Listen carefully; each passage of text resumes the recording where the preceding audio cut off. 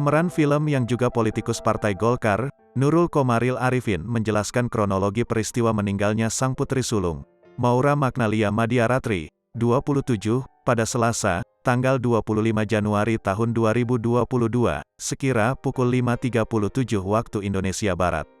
Nurul menjelaskan, hingga pukul 1 waktu Indonesia Barat dini hari, Maura masih berkomunikasi dengan ayahanda Mayong Surya Laksono. Tadi malam jam 1 malam itu masih ngobrol sama Mas Mayong. Masih chat sama teman-temannya. Nah jam setengah 5 ark kami bangun.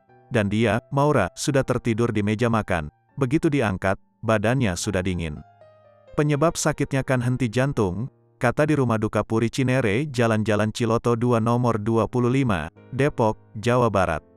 Mendapati kondisi Maura yang tak sadarkan diri, pihak keluarga membawanya ke Rumah Sakit Cinere, Depok.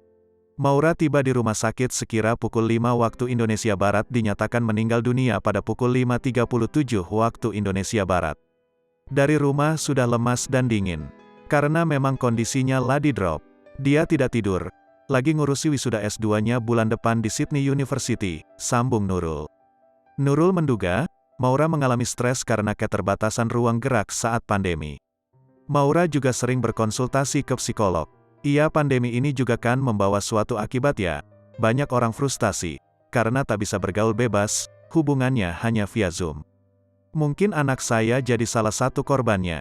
Stres beberapa hari dan begitulah, ternyata ada hal yang tak terdeteksi oleh kita semua, pungkas Nurul.